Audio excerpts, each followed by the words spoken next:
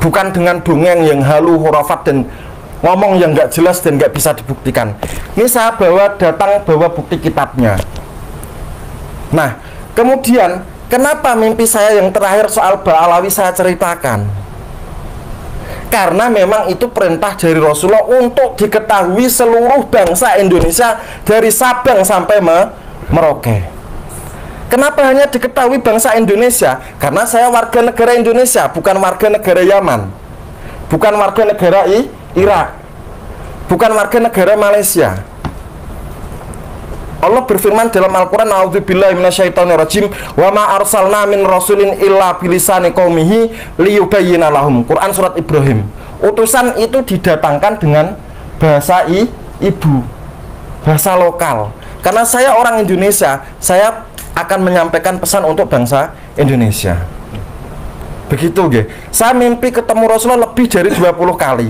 Tapi yang untuk disampaikan kan hanya 3 yang untuk diketahui orang umum. Yang lain enggak? Mana? Enggak saya buat dawir, nggih. Betul. Enggak saya buat saya keturunan Nabi. Kasih uang. Enggak saya buat seperti itu. Cium kaki saya. Cium kaki saya. Enggak saya buat seperti itu. Sudah lihat videonya? Apakah yang diceritakan oleh Gus Maulana Kudus ini sama seperti kisah khurafat yang sering diceritakan oleh para habaib tentang mimpi bertemu dengan Kanjeng Rasulullah? Kalau saya mengatakan sama sekali tidak sama dengan kisah khurafat yang diceritakan oleh para habaib. Jauh berbeda. Assalamualaikum warahmatullahi wabarakatuh. Selamat datang guys di channel Diam Saudara. Ada beberapa hadis tentang bermimpi dengan Rasulullah. Yang masyhur itu di dalam hadis riwayat Imam Bukhari. Dari Abu Salamah bahwa Abu Hurairah berkata, saya mendengar Rasulullah SAW bersabda, barang siapa yang melihatku saat mimpi, maka ia akan melihatku dalam keadaan sadar dan setan tidak dapat menyerupai diriku.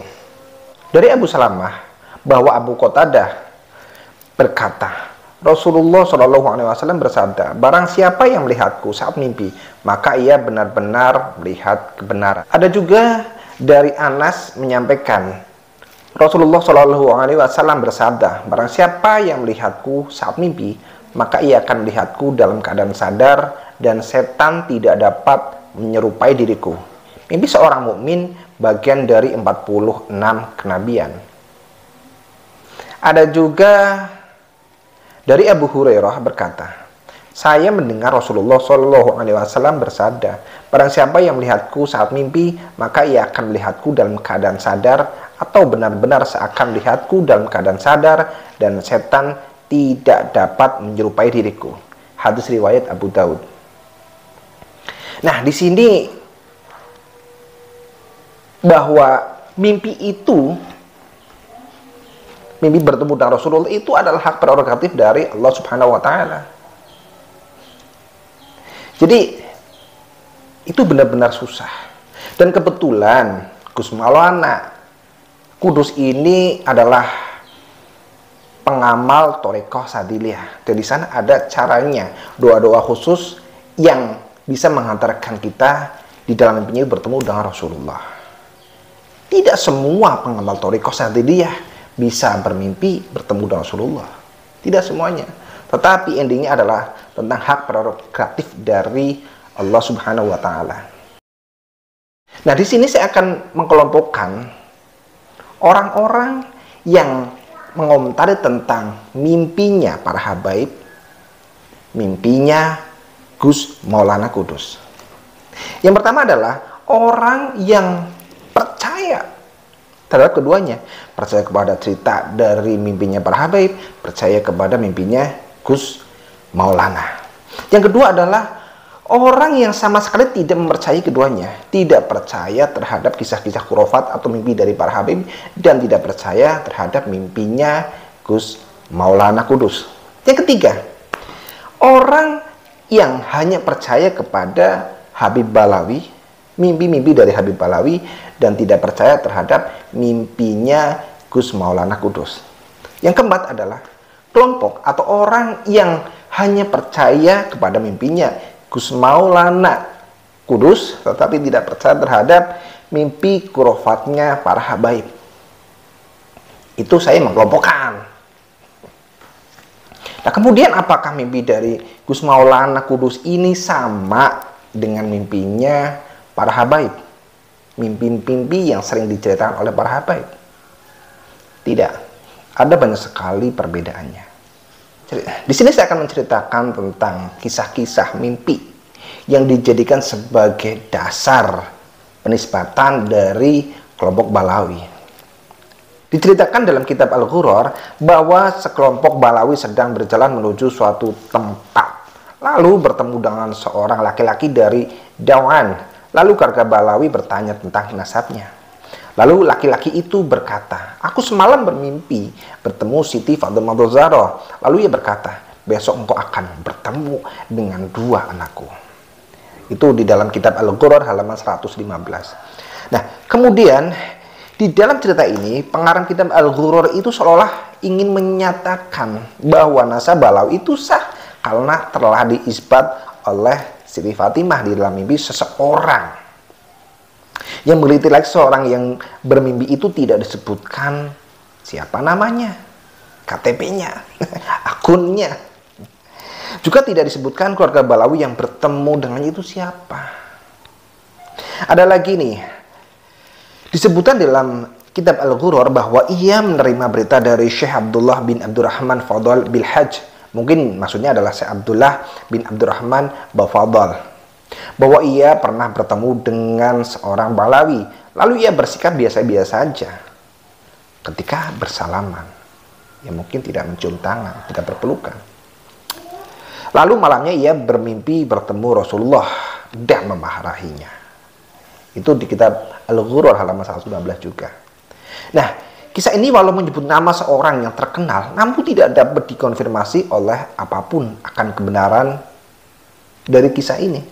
Ditambah, penulis beberapa kali menemukan kedustaan dari riwayat ulama Balawi ketika mengutip pendapat ulama-ulama besar dalam masalah nasab dan sejarah.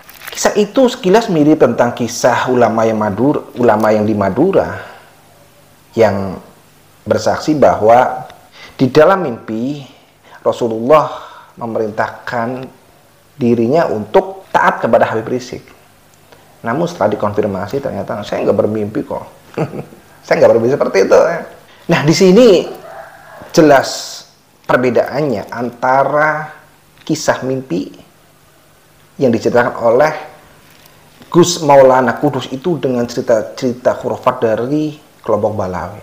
Kalau kelompok Balawi lebih cerita tentang halu. Contohnya Fakih Muqaddam itu Sidratul Muntaha sehari itu 70 kali ya.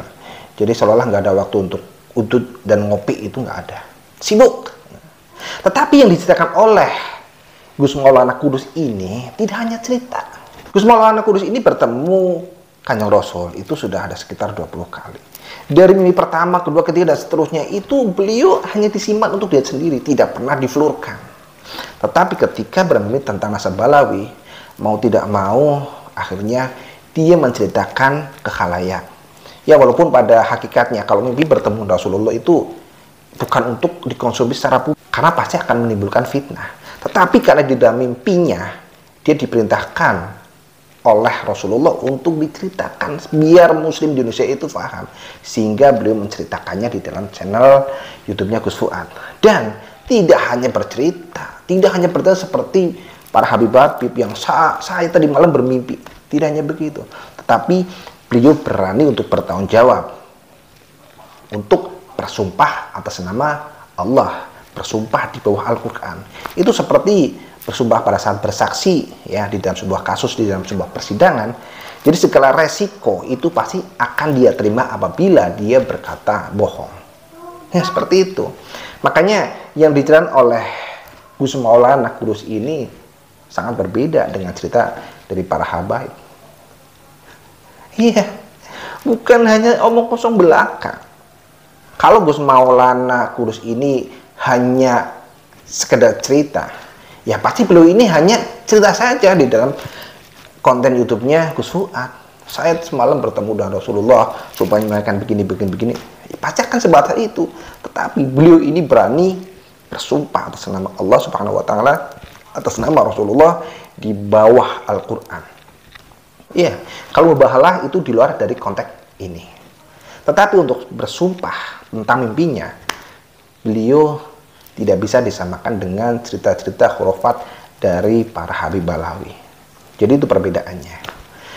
Jadi kalau para content creator, para netizen wabil khusus ya, para netizen itu berpendapat bahwa kisah mimpi yang diceritakan oleh Gus Maulana Kudus ini itu sama seperti halunya para habaib. Saya rasa ini sangat berbeda. Tapi saya kembalikan lagi, itu hak masing-masing para netizen, masing-masing para komentator. Mau mengatakan sama boleh, tidak percaya sama sekali pun boleh, mau yakin sekali, ya nggak masalah. Tapi kalau saya pribadi mengatakan bahwa yang diceritakan oleh Gus Maulana tentang mimpinya itu adalah sebuah kebenaran. Dan ini sangat berbeda dengan cerita-cerita khurafat dari para habaib. Ya, apapun perbedaannya silahkan. Tapi yang jelas, negeri ini, Nusantara ini harus kita jaga. Ya, siapa yang akan menjaga negeri ini kalau bukan kita semua?